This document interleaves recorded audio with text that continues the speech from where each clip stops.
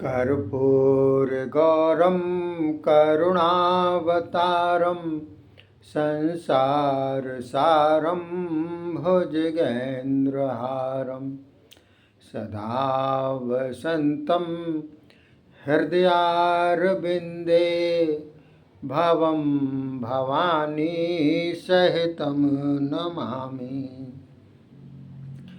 बोलिए शंकर भगवान की जय।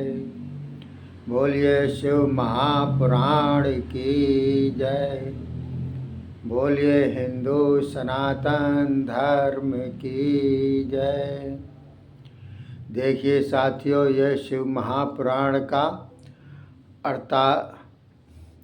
38वां अध्याय चल रहा है, जिसके अंतर्गत तप के द्वारा इंद्र से अर्जुन को पार्थिव पूजन की आज्ञा का उल्लेख किया गया है। तो देखिए, नंदीश्वर बोले, हे सनत कुमार जी, यह कहकर जब व्यास जी वहाँ से चले गए तब तो अर्जुन का तेज बढ़ गया।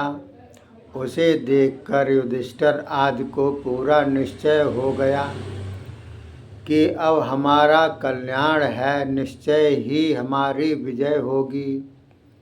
ऐसा अनुमान करके युधिष्ठिर जी अर्जुन से बोले, हे भैया अर्जुन, चलो तुम्हारा कल्याण हो। श्री व्यास जी की आज्ञा से शिव आराधना करो और हम लोगों को सुखी करो।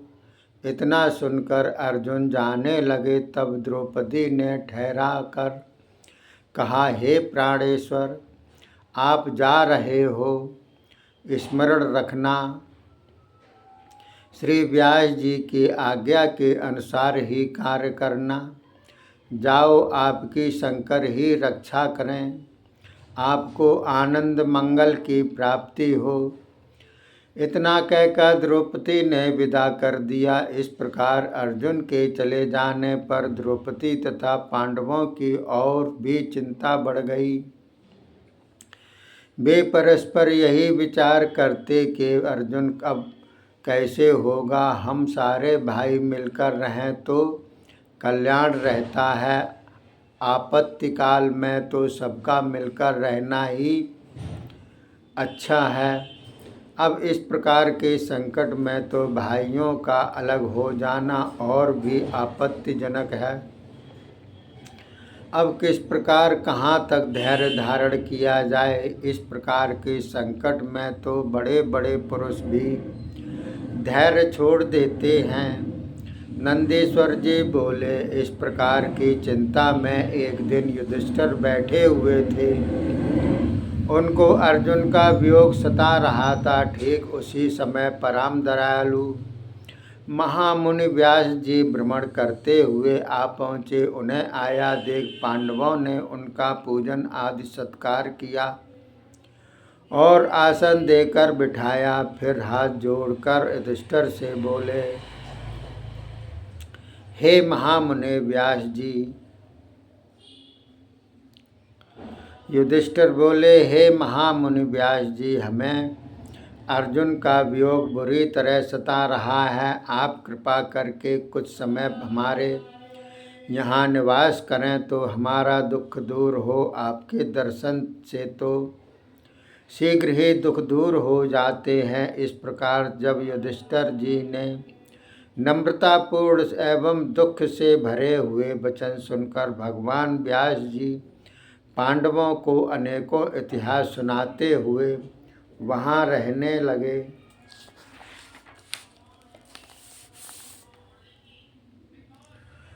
पांडवों को शांति प्राप्त हुई। एक दिन युधिष्ठिर जी ने पूछा कि भगवान, जिस प्रकार हम दुखित हो गए हैं, हमारे समान और भी कोई दुखित हुआ है कि नहीं? मुझे तो यही मालूम होता है, हमारे समान कोई भी दुखित नहीं हुआ।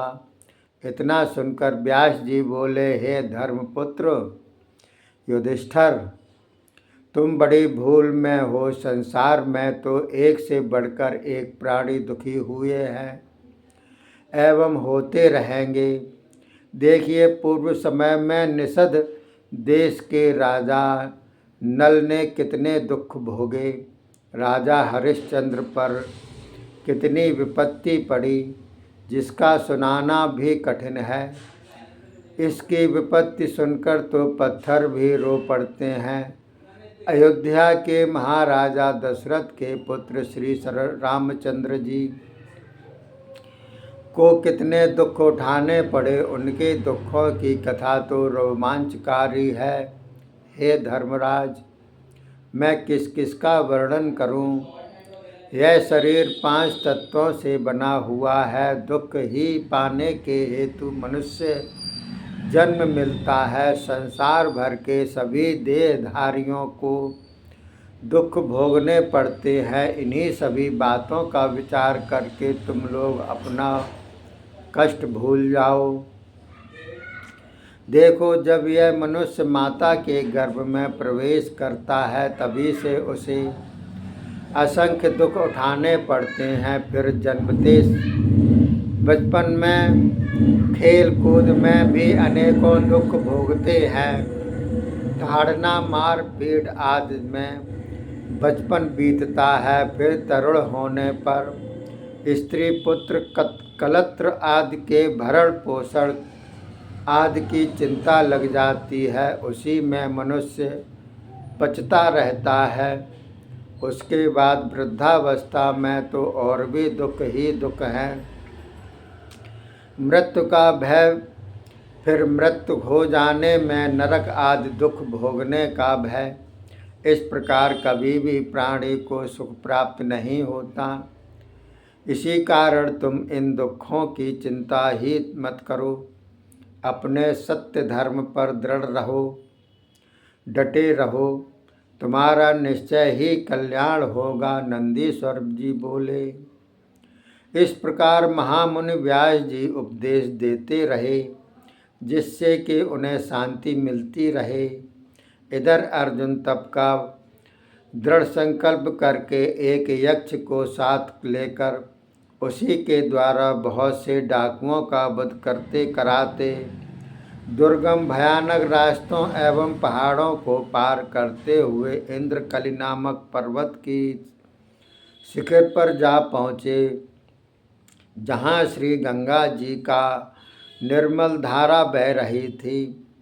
अशोक का वन परम शोभायमान था। वहाँ पहुंचकर अर्जुन ने गंगा जल में स्नान किया। फिर गुरु चरणों में प्रणाम किया। उसके बाद श्री व्यास जी की आज्ञा अनुसार अपना वेश बनाकर इंद्रियों का दमन करके एकाग्र मन ही दृढ़ आसन जमाकर समसूत्री सूतिका द्वारा शिवलिंग बनाकर अपने सामने स्थापित किया। फिर भगवान शंकर जी का स्मरण करके नित्य प्रातः काल, दोपहर एवं संध्या के समय तीनों काल स्नान करके विधि पूर्वक शिव अर्चन पूजन आदि करता हुआ शिव जी की आराधना में तत्पर हो गया। इसी प्रकार करते हुए कुछ समय बीत गया। तब तो अर्जुन के सिर से अपूर्व तेज प्रकट हो गया। उस तेज से चराचर प्राणी डर गए। वहाँ के रहने वाले इंद्र के गूढ़ पुरुष डरकर शीघ्र इंद्र के पास पहुंचकर सभी समाचार सुनाया और कहा कि इंद्र कलि पर्वत के शिखर पर बैठकर कोई तपस्या कर रहा है। मालूम नहीं वह कौन है, देवता है या दानव है या मुनि है या मानव।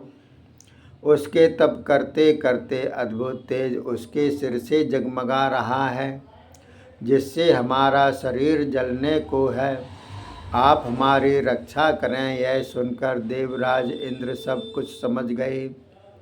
यह तो मेरे अंश से उत्पन्न हुए अर्जुन का काम है। मुझे अवश्य ही उसके मनोरथ पूर्ण करने की जाना चाहिए।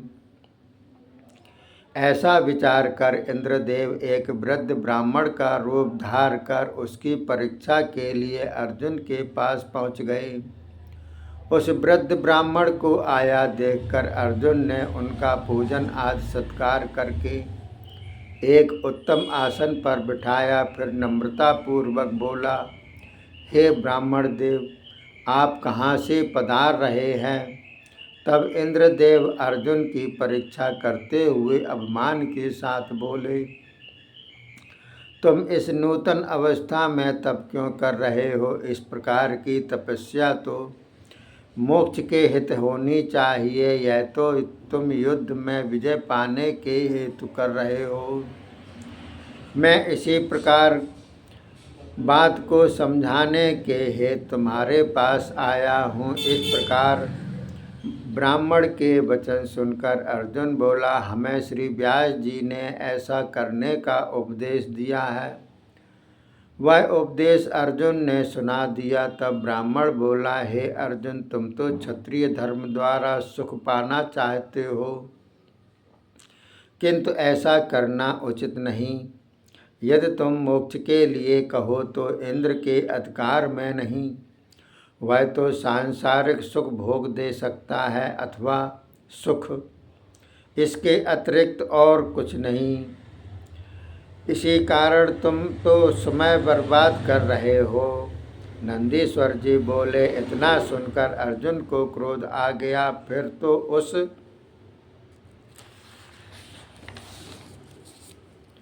ब्राह्मण का अपमान करते हुए बोला, बस महाराज बस, मैं आपसे कुछ नहीं चाहता। आप कृपा करके यहाँ से चले जाएं और मुझे अपने इस नियम से मत गिराएं। मैं ना एक राज्य चाहता हूँ और ना मोक्ष। मैं तो केवल महामुनि व्यास जी के उपदेश से तपस्या करना चाहता हूँ। इतना सुनते ही ब्राह्मण वेशधारी इंद्रदेव अत्यंत प्रसन्न हो गए। तब तो उन्होंने शीघ्र ही अपना असली रूप प्रकट किया, जो कि अनेक वैभवों से संपन्न था।